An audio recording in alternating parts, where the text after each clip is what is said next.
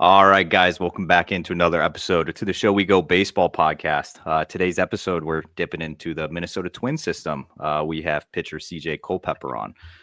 He was a member of the 2022 draft class there for Minnesota, and he's actually spent the last couple of years now in his pro career pitching, and now he is up to Double-A this year. CJ, I always like to start these off just on like a easy, lighter note. I know we were just talking off air. You're enjoying your off season right now, but what have you been up to? And I guess how have things been back home? Yeah, it's been good. I've just been working out, started throwing bullpens, just getting ready for spring training when the time comes, and got into hunting out here in Tennessee. So just been getting into that, doing a lot of fishing. Just been enjoying my time at home with family and a couple friends I have out here, and just been loving it. Is that you said you just got into hunting, so that's something that's pretty new to you? Yeah, actually, one of the guys that I played with in high lives in Alabama, and he got me into it pretty much the all season that I was with him. And got back home. He got me excited for it. I drove down to Alabama on opening day for deer out there, hung out with him, and learned a lot from him. Came back here and have been quite a good amount of time. So it's been new and it's still definitely learning everything about it.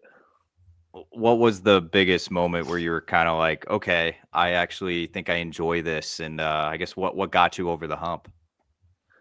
Honestly, it started in California when I lived there. It's like I always wanted to do that. I always just thought like, oh, this is gonna be a lot of fun, like being able to go do that. And I just never like living in California. You don't really have that. It's not much out there, at least where I'm at. I was in the city, like didn't really have any of that. So coming out here, living in a town with 1,100 people, it's basically all there is to do around here.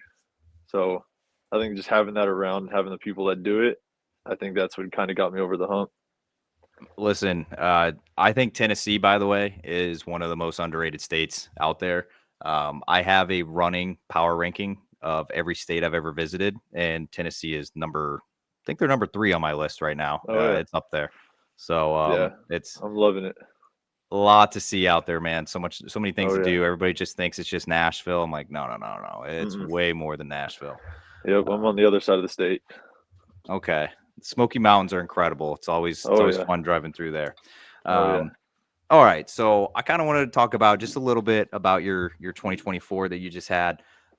You've been in pro ball now for I guess about 2 years now. So I guess looking back at 2024, what are some of your takeaways from this year that you had on the mound? I had a lot. It was a learning year with the injury I had in the middle of the year with the forearm thing that I had. Just learned a lot about myself and who I was as a pitcher, and then going off the field, learning who I was as a player without having baseball. So I just looking back, I think I ended the season really well. Ended on a good note of where I wanted to carry on into 2025. Um, just figured out some sequencing stuff that I needed, and that ended up helping me out a lot. Punch punch out rates went through the roof, and just a learning curve the entire year, and just being able to use the stuff that I learned and then apply it either the next start or a couple starts later just helped me out a lot. So you had mentioned the forearm strain you had in early June this year. As a pitcher, and with it happening in June, how do you get mentally ready to go again after halting all that momentum you had? You landed with an injury. How does one get back into the swing of things and start firing on all cylinders? That late into the season. I think just having the drive to get back, because right when I went down, I just wanted to get back out there, and I knew it was going to take a little bit. Ended up taking 2 months, I think, till I got my first game back in. Um, I think just having the drive and the will to get back, and just wanting to get out there so desperately, and seeing everybody else being out there and pitching, and you just want to be out there. So I just think having that like will to just get back out there. I did everything that the trainer said.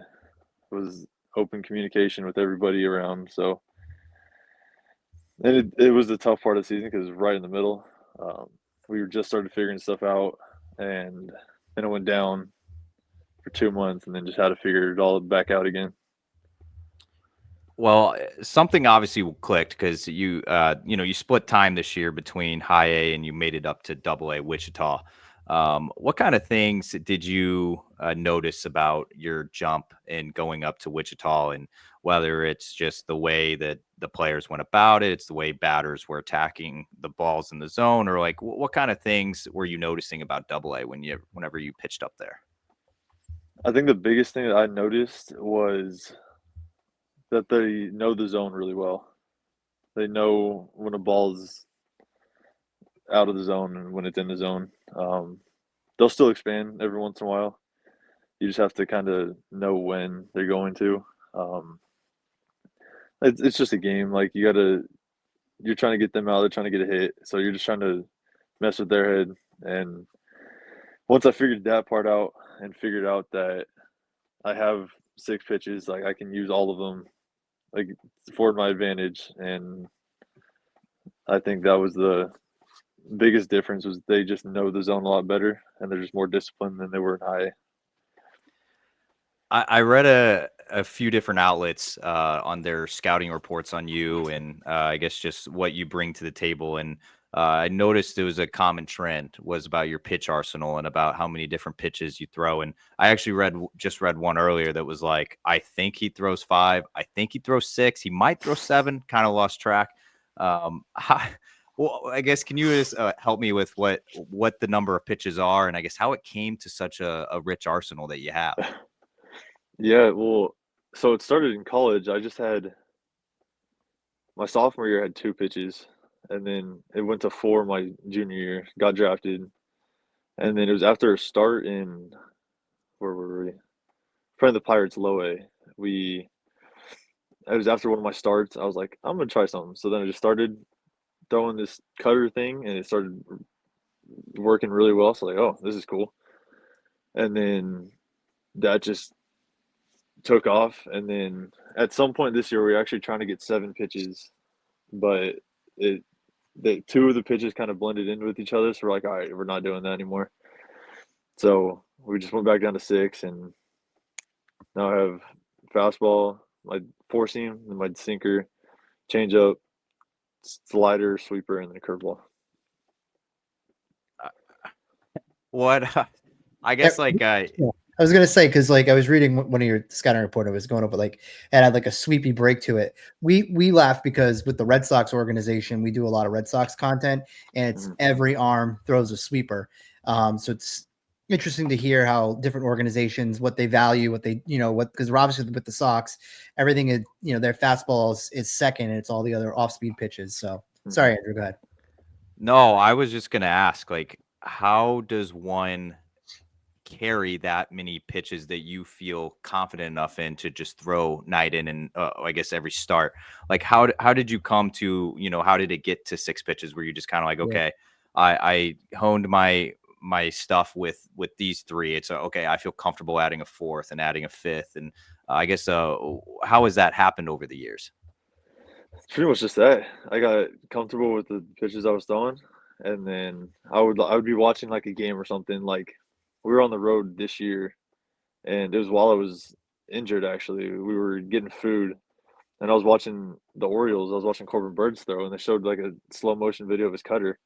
I was like, I'm gonna try that. So then we just started messing with that and trying to figure that thing out, and it just happens like that. Like I consider myself to be a quick learner, and I can feel my body pretty well. Like I know like what's going on. I can feel my hand like where it's positioned in certain pitches. So that helps a lot.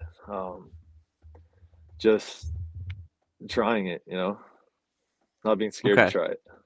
Yeah, and I guess that this will be my last question about the Arsenal thing. I just find it fascinating because you don't really see too many guys that are comfortable throwing 7 pitches, let alone even 3 pitches, sometimes in the minors. So, like Chris said, it's like we have some familiarity with the Red Sox system, and There's a pitcher in AAA, Hunter Dobbins, that throws now like 6 pitches, and I was always curious, like what maybe like what do the Twins think about it? Like, have you talked with like the pitching development or your farm director or coaches, and are they kind of giving you like a green light, be like, if you feel comfortable throwing these things, throw them, or are they kind of like, well, like let's think about it before, or like how are they with I guess the flexibility that on you learning all these pitches? They're comfortable with it if I'm comfortable with it. It's one of those where it's like, I think this is what's going to help me get to the next level, get to where I want to be. And then I just bring it up to them and be like, all right, yeah, if we can try it and mess around with it. And if it helps, it helps. And if it doesn't, we just stop throwing. All right, cool. It's pretty much how it goes every time. Okay. I didn't know if it was that easy, like if they were kind of like, hey, pump the brakes a little bit, but I kind of like that they're a little more free. So I did see a thing as well that you, on your first year of pro ball, you had added velo from where you were when you were in college. What kind of things were you doing to elevate the velocity, and I guess how have you maintained that since turning pro? So when I was in college, I was about 190 pounds, give or take, and now I'm 230, 235. So in that first jump from when I first got there and got drafted, that first spring training or the first off season I gained 20 something pounds. So I just That'll ate do it. a lot, worked out a lot. And then they got me on a good throwing program. They got me on some weighted ball stuff that we were doing. Then I went to a velo camp that really helped too. So it was kind of crazy going from starting in college. I was 89, 92, 93, and kind of being to where I'm at now. It's just cool to see the progression that I've had so far.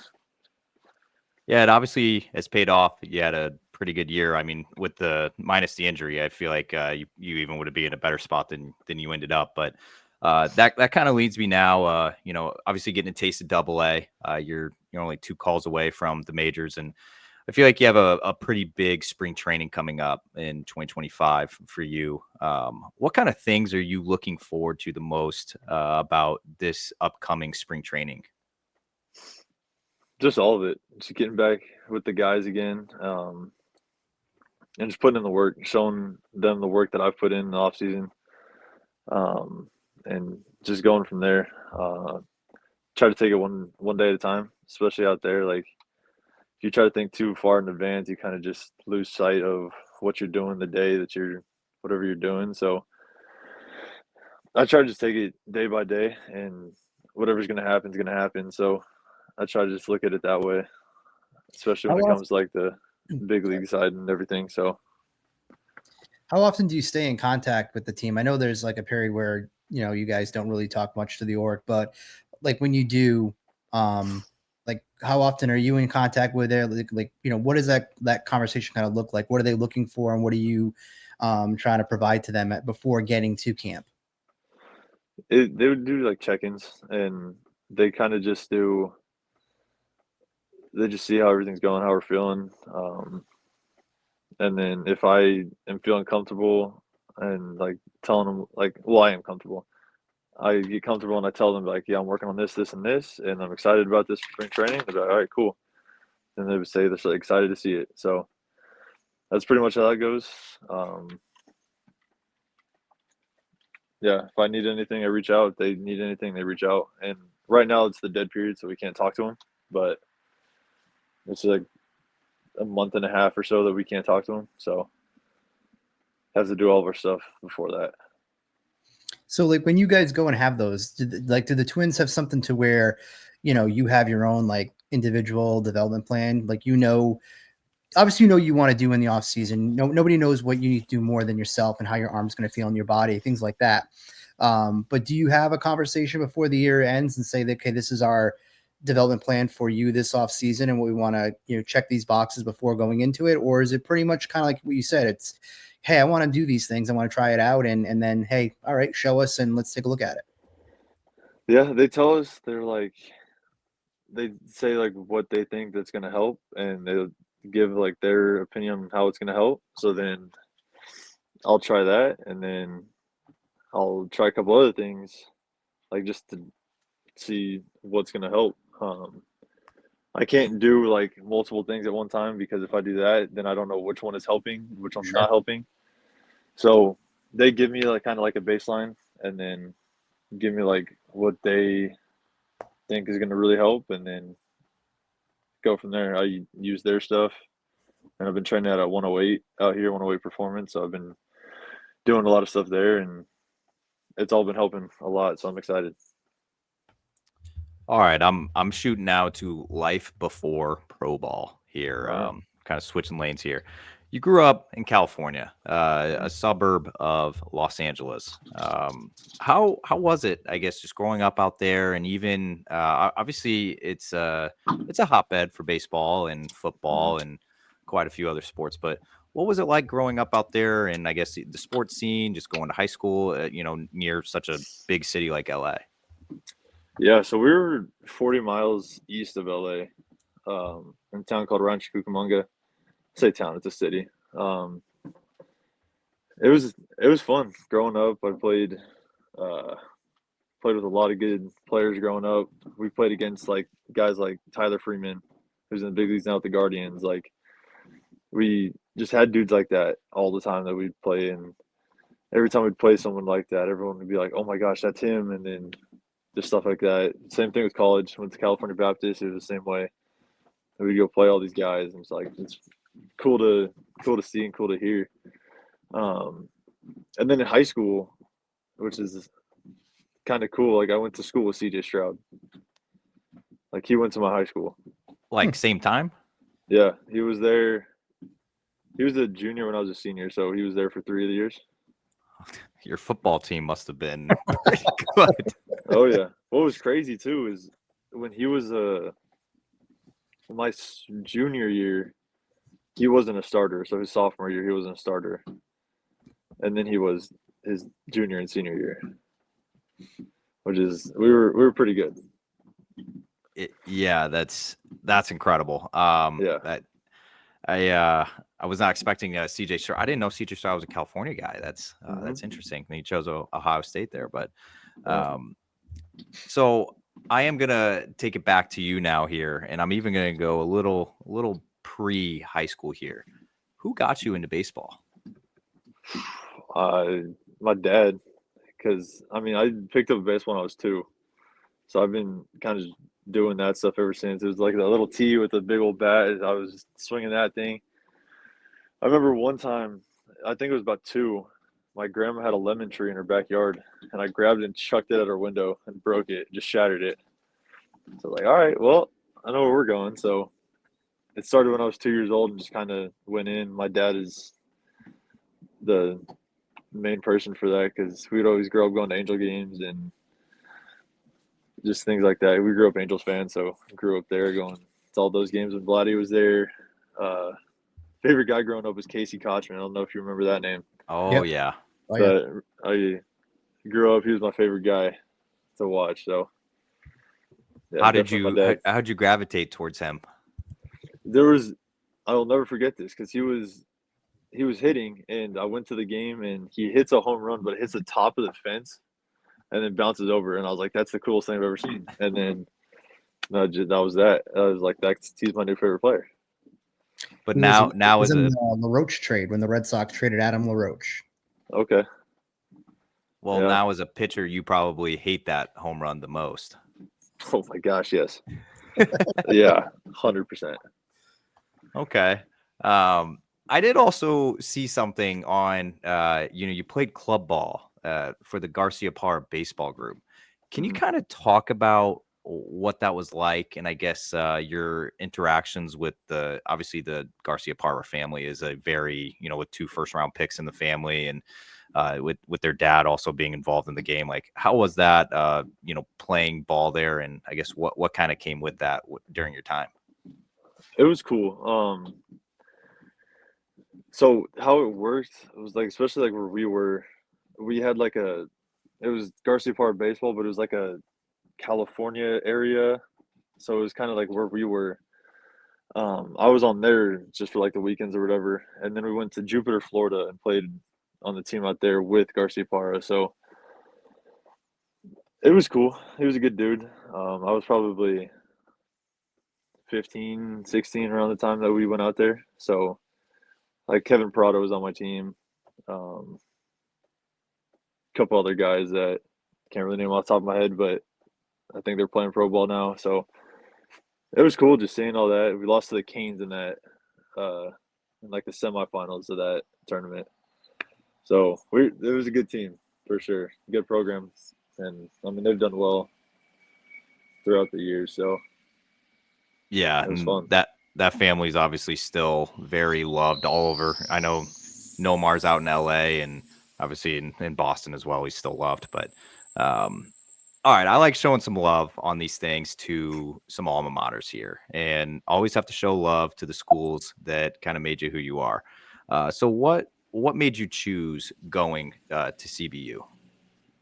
The first part was the faith aspect. You know, Jesus is he's the main priority in my life right now. And when it came to choosing schools, I prayed a lot about it, prayed with my family a lot about it. And that was the first school that I went to. I just kind of just felt like I went there like this is home.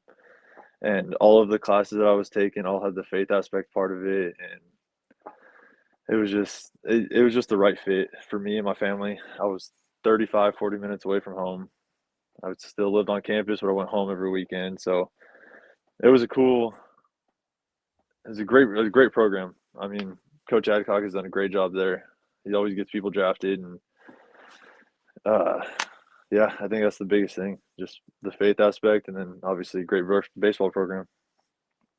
You know, you choose CBU and then you go out there and you had the freshman year you were named an All-American. You were closing a ton of games. So you had a really successful first year. What was that like for you to be named like an All-American and just have that type of year as soon as you got there? It was cool. Well, so technically, I should say this. That was the COVID freshman Well, because we yeah, had that's gotten true. there. I got like 3 games in my actual freshman year. Then COVID shut everything down. Yeah, well, we don't count that. We don't count that, yeah. But then next year we went, uh, put me as a closer, and just every game I had, I just had an unbelievable time. Besides one game, there was one game that I will never forget because it was awful. But um, it was a good time, and I think I was leading the country at some point in saves or something like that. I was like, this is pretty cool. Like, this is it's a fun ordeal. Like closing is a lot of fun. I like the adrenaline rush that it gives you. It was, and that was a great team. That 22 or 21 team was just a lot of fun. Couldn't make the playoffs still because we were in that transition year. I think we won like 42 games or something like that year. It was something ridiculous, but it was it was a good time. So I did peek your numbers for your time there, and it looked like you were closing a ton of ball games earlier in the career, and then as you kind of went on, see you only had one save in your last year there. Do you miss closing at all? Like, do you miss that feeling going out there with the game on the line and just slamming the door? Yes and no. I think I do like being a starter more. I think it's more fun because you go in 5, 7 innings. It's an enjoyable time. You just don't get the adrenaline rush you do as closing. Closing, you get in there like literally the game is in your hands. Like there's nothing you can.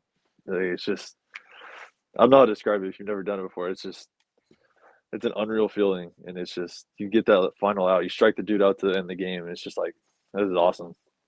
You start the handshake line. You're like, this is cool. So you're telling me you don't miss the bullpen chats and sitting out there all game? Probably not, especially when it's like freezing cold and everything.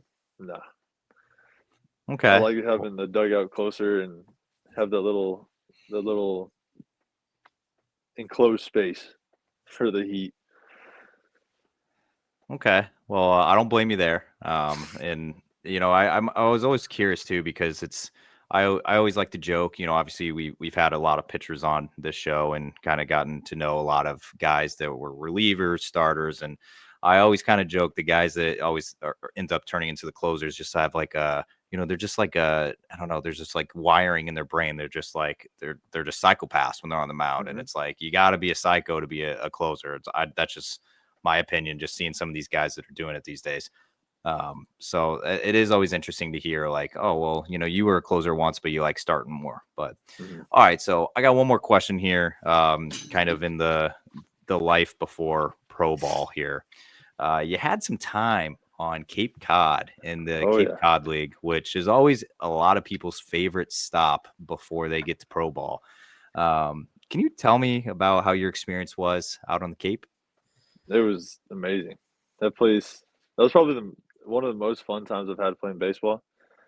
Just with the guys, like there was like Brooks Lee on my team and Dominic Keegan on my team. Like there was just a bunch of dudes on my team. It was just fun to watch them do their thing. And then you got to face like the best college players. Like you'd face, I think it's Reggie Crawford. I think that's his name. Oh yeah. Face dudes like him, and you're just like, this is awesome. And it's like I had success out there too, so that kind of helped a little bit and made it that much more fun. How do you feel your success and your time in the Cape helped prep you for getting to pro ball? I think it just goes back to you're facing the best dudes in college baseball. You're facing the Reggie Crawfords, and especially going to a school that's not like Power 5 or whatever. You're not facing those dudes every weekend. Then going out there and realizing that, oh, I can compete with these guys. And then just having fun with it, because if you try to put more pressure on yourself because it's Reggie Crawford, like, oh, I went to this school and he went to this school, that's not going to help anybody. So I just had fun with it. Okay, and then let's go off the field in Cape Cod. What were some of your favorite things about being out there? My host family, they were awesome out there. He had a boat, so we'd go fishing. Ooh. Caught some pretty big striper out there, which is cool. Saw a couple great whites just cruising around. Like it was just a good time. We would freshwater fish, saltwater fish. We do the whole thing, and I think it was. And then I met one of my best friends out there too. So it's just been that was just a great experience that I had. Starting with the host family, they helped out. From being from out on the West Coast, was that your first time going to the East Coast, like to New England, I guess? No, well, that I can remember pretty much, because we went to New York when I was a kid, but I kind of remember New York. I remember like walking down the main area, Broad or whatever the main street, I don't know. But went out to New York. We went to Boston, I think. I could just be making that up. But like the Philadelphia area, we went all throughout that area. So it wasn't my first time, but it was my first time in that area, I think. All right, I promise we won't clip that and have our Boston people hear you say that New York and Philadelphia were New England, but it's Northeast. No, it was the closest area. That's what I meant. I know. Over there. All right, Chris, I'm gonna jump to a little more off the field here. If you have anything before I go that direction. No, I'll jump into the off the field stuff. All right, we're going beyond the box score here. Some things just to get to know you a little bit off the field. I'm not gonna lie to you. When you peek your IG or your Twitter X, whatever they call it these days, and you see a lot of your posts, it's just baseball. It seems like you eat, breathe, sleep baseball. And but I need to know, when you got a day off on those Mondays, or you don't have training in the off season, you're not doing any of that, what do you do in your free time? Majority of the time, like especially this year, it was a lot of hunting. I did a lot of hunting, a lot of fishing. I just like to be outdoors. I like to be outdoors. I don't like to sit in my room and do nothing. I like to just be out. And especially in Tennessee, there's so much to explore. Like there's just that's what I did all off season. And when it came in season, if I had a day off, I would be fishing. And once my buddy got up to Haya with me, we would go velvet hunting, which is just you're gonna go look for deer and just go scout out because we're in Iowa, and Iowa has some giant bucks out there. Oh yeah. So we would go out there and just see these giants, and you're just like, what the heck? So do that, and it's pretty much my off day every time. You know you're a unique one, right? Because I've had quite a few guys on the show this off season, and I only get video games and golfing. Yeah, a lot of people tell me that I'm really weird for not golfing because in my opinion, I think golfing is just kind of boring, and I'm not good at it. Hot I don't take. like. I know. And I'm not good at it. So that could be a problem that I have with it is I don't like doing things I'm not good at. And I already took up hunting and I took up fishing, which are two expensive hobbies. And if I put golf in there, it's not be good. You're going to be probably in the minority of professional baseball pitchers that don't golf. 100%. Okay. 100%. I had a couple guys that would ask me, they're like, dude, come golf. And I was like, I don't want to spend money to suck. I can do that for free anywhere else. So it's just like, I just don't want to go make a fool out of myself doing this. Okay, as long as you know though that I don't care how well some guys are pretty good. I guess there are some professional players that are pretty good, but we all are not that good at it. But some people like to say they are or whatever. But no, you're not out in the PGA Tour. It's like it's okay. See, like a lot of the guys in like spring training, they'll go 4 or 5 times a week, and I'm like, in that Florida heat too. I'm just like, you're crazy. Yeah, I would not do that. No. Okay, so next question here. If not playing baseball professionally, what would you be doing right now? I get that question a good bit, and I still have no idea. Because, like, honestly, this is something I've wanted to do forever. I would tell my elementary school teachers when it came to, like, what do you want to do when you grow up? This is what I put. So, honestly, I have absolutely no idea. Coaching, maybe. I don't know. Okay. It's a question I don't really want to answer until the time comes, you know? That's fair. It might lead me. It'll lead you good into this next question here. But I saw that you majored in kinesiology. Mm-hmm. Can you just get like what made you settle on that? Like where did that interest come from? The interest came from just wanting, because I'm obviously a baseball player. I use my body all the time. I wanted to learn about it, but I didn't know that taking kinesiology classes and majoring in that was going to be that difficult. I mean, holy smokes, it was difficult. I just sat there just looking at some of these words and everything. I'm like, I don't even know what I'm reading right now. Like, this is ridiculous. But I'm still not finished yet. I think I got 2 or 3 more classes left that I'm doing right now. So I think that's the biggest thing, was just wanting to learn how the body moves and what like we used in particular for the sport that we play, you know. Would you say that it's helped you at all? Now you're in pro ball, and obviously with everything being so data and analytically driven, that having a little bit of that knowledge and background from majoring in kinesiology, like, do you think that's helped you kind of be like, know what your body's good at and not good at? Yeah, because it shows like kind of what the positions are that help you and then don't help you. And then obviously when my trainers talk about it, I can actually understand what they're saying for the most part. Because for a lot of people, like they have to like, and for me, a good amount of times, they kind of have to like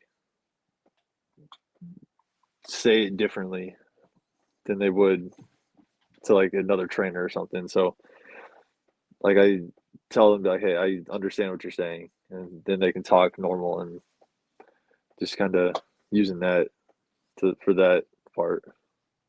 Okay. we're shifting. I always say that this is a part food podcast because I'm a big food guy, but I this is going to be a tough question for you, and it's been a hard question for some. But I need you to give me a Mount Rushmore, so your top 4 of restaurant chains all Okay. time. It can be drive-through or sit down. Okay. Number 1 is In-N-Out. 100%. It's fair. Chili's got to be in there somewhere. I don't know where that'll go, but it's somewhere in there. Chick-fil-A, that's definitely in there. And We're Zaxby's friendly podcast. I'm sorry, but it's okay. Dang. I'm not sure where the we came from. Dang. Third one or fourth one always gets me. I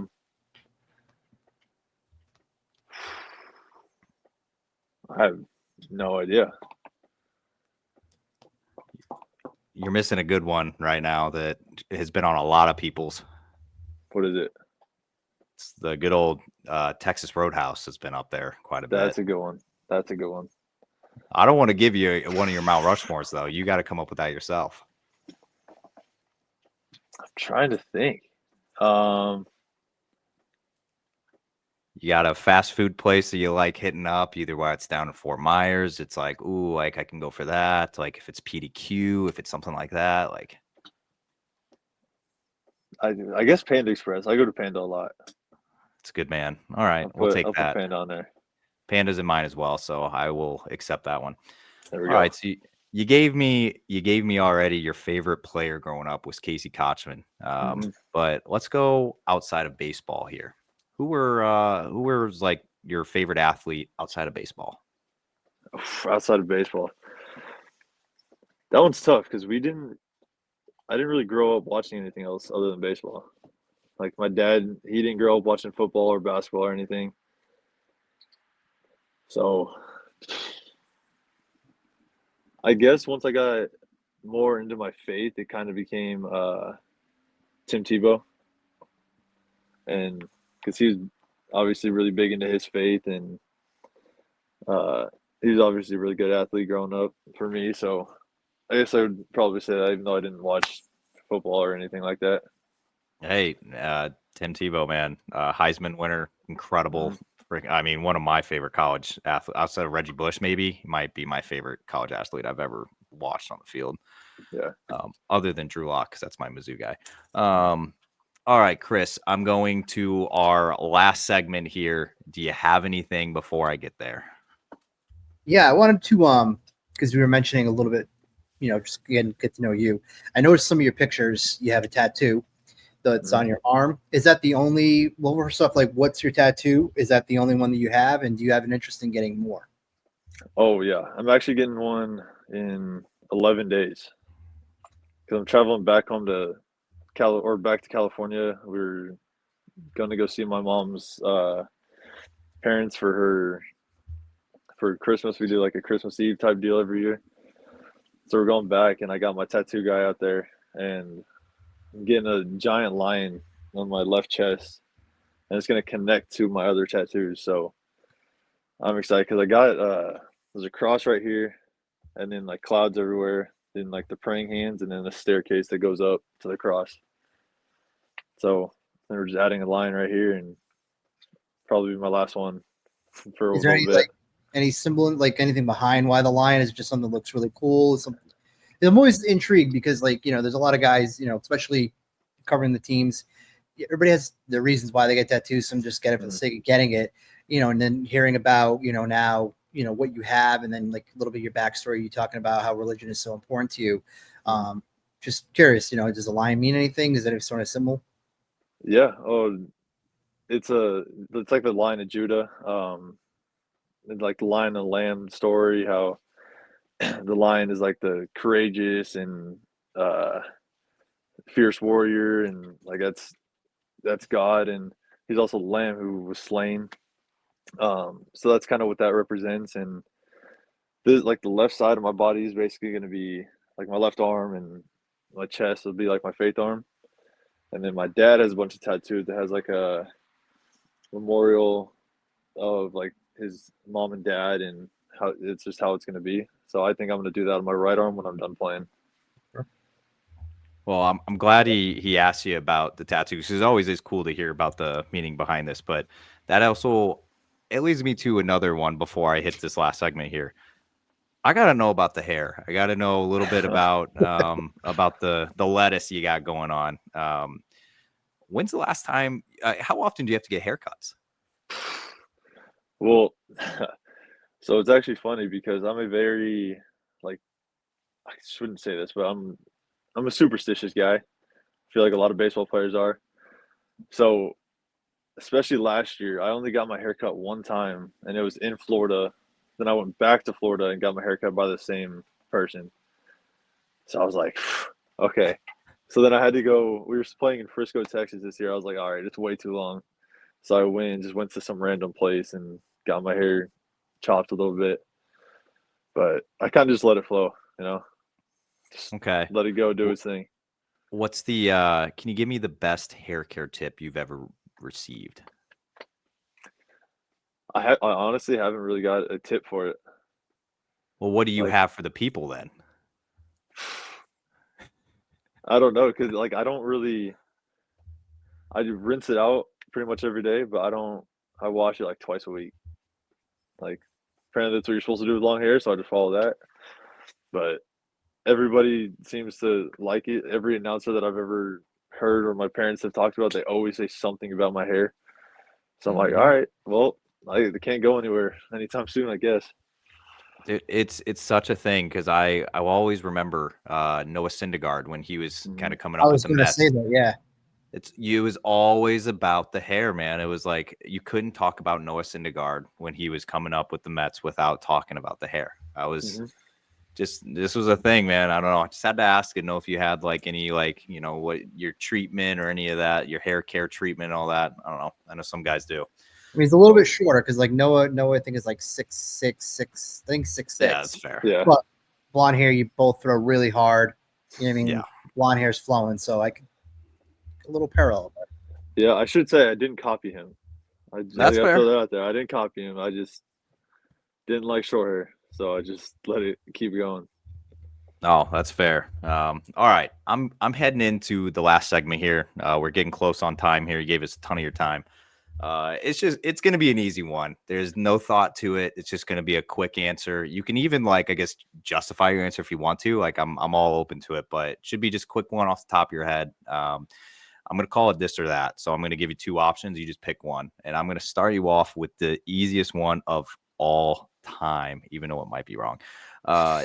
First question here is In-N-Out or Whataburger? In-N-Out. See, that was yeah. Now, all right. Going to the beach or going to the mountains? Mountains. You already answered this one before, but I actually kind of want to know why. Dodgers or Angels? Angels. The main reason is because they were like 45 minutes from us. Dodgers were like an hour and a half, 2 hours with LA traffic, but I kind of just grew into it. My dad was an Angels fan, so just kind of born into it and going to all the games and everything. Okay. So, tough franchise now, but it's all right. All right. I know that they've had an active off season. They made a lot of Royal-esque moves. Like the Royals brought a ton of veterans last year with the mix of young players. They're doing the same thing. We'll see. Mm-hmm. Yeah. They're mentioning Gleyber Torres. Just read a tweet as you guys were chatting about that. So okay. All right. So next one here. I know I left out a couple seasons, but summertime or fall time? Fall. That's a good one. Sunflower seeds or bubble gum? Sunflower seeds. This might be an easy one too. Day game or night games? Ooh, it depends on the time, to be honest. Oh, okay. If it's towards like the end of the year, I'm a big fan of day games. But I think for majority of the time, it's a little cooler at night, so I guess I'd have to say night. All right, so let's talk about like a Sunday day game or like a Tuesday night game. Which one are you choosing? Like, which one would you like to start in more? Tuesday night game. Okay. Yeah. You kind of alluded to this one earlier. Starting or relieving? Starting. And to finish us off here, it's got to be a food one. That's just how I roll. Would you like a good cheeseburger or chicken sandy? Cheeseburger, 100%. I think a cheeseburger is the one thing I could have every day of my life, and I'd be content with it. I could not agree more. I do love myself a good Zaxby's chicken, but I agree with you 1,000%. Cheeseburger all the way. Mm-hmm. All right, CJ, you gave us 45 minutes of your time. Definitely appreciate all the time here. We're gonna be looking forward to seeing you. Obviously, once you get to spring training down in Fort Myers, I know I will be there for a couple weeks, so I might see you at some point down at the complexes. But CJ, thank you so much for hopping on. Appreciate it. Of course. Thank you for having me.